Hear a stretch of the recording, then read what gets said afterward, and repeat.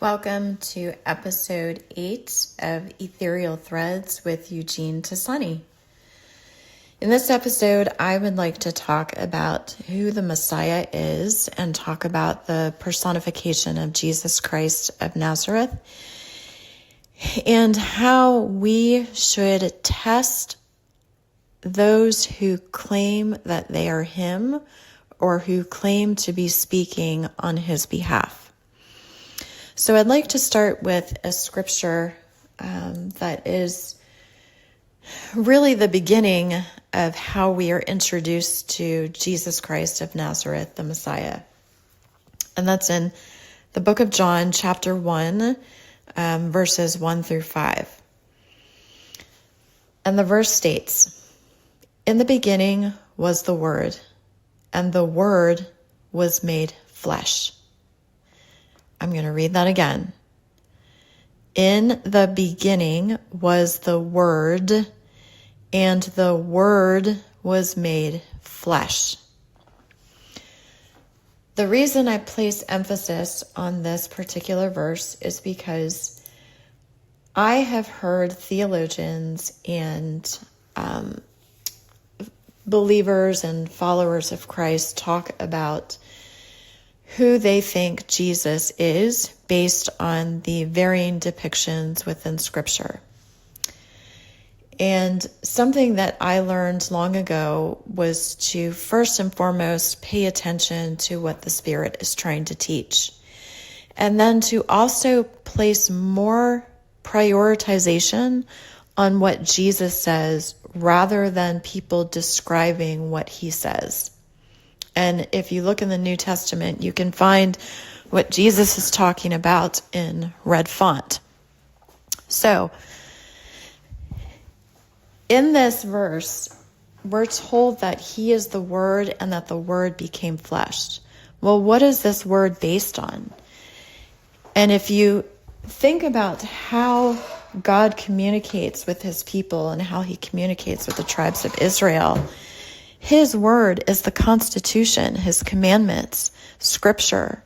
So the Messiah cannot exist outside the context of Scripture. Let me explain. If you look at the book of Genesis, in Genesis chapter 1, verses 1 to 3, the verse states, "In the beginning, God created the heavens and the earth. Now the earth was formless and empty. Darkness was over the surface of the deep, and the Spirit of God was hovering over the waters. And God declared, 'Let there be light,' and there was light."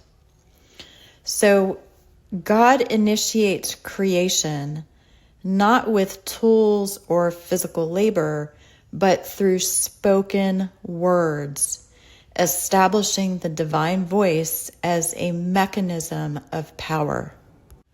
And in the New Testament, we see countless examples of where Jesus talks about fulfilling the law, living the law, walking in the law. There's the book of Matthew, chapter 5:17, the book of John, chapter 5:46, and then Matthew chapter 22, verses 36 to 40, where he distills the 10 commandments into 2 great commandments based on love and loving the Father and loving our neighbors as ourselves.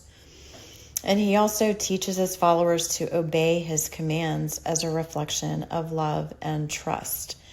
So, considering how much power and authority God puts into the spoken word and how oral tradition was carried from the Old Testament into the New Testament and into the Bible and the Dead Sea Scrolls and what we refer to collectively as Scripture, his presence and his essence is in that recorded word. So whether or not there are transliteration errors or translation errors, we still have the core of who he is within Scripture. And he cannot or will not exist outside of what the Father has spoken. And the Father spoke the 10 Commandments, and Jesus spoke the Beatitudes in the New Testament. So if you want to know the true character of Jesus, read the 10 Commandments, understand the 10 Commandments, read the Beatitudes, read everything in red font that Jesus himself spoke to the disciples. Yes, he spoke in parables. Yes, he spoke with such immense wisdom that some things went over the disciples' heads. But he was always quick to provide an example or to provide some applicable scenario. He does not tell us to kill. He does not tell us to persecute on his behalf. He does not tell us to exploit children and women. He does not tell us to put religion ahead of him. The entity responsible for altering the Bible and Scripture and our perception of Jesus is the accuser that's spoken about in the Old Testament and in the New Testament. And in the Biokovo Code, there is a similar character whose name is Erebus.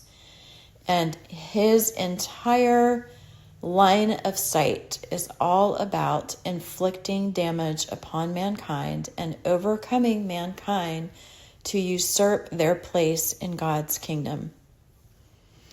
Thank you for joining me in this episode. And in the next episode, we're going to look at extremism.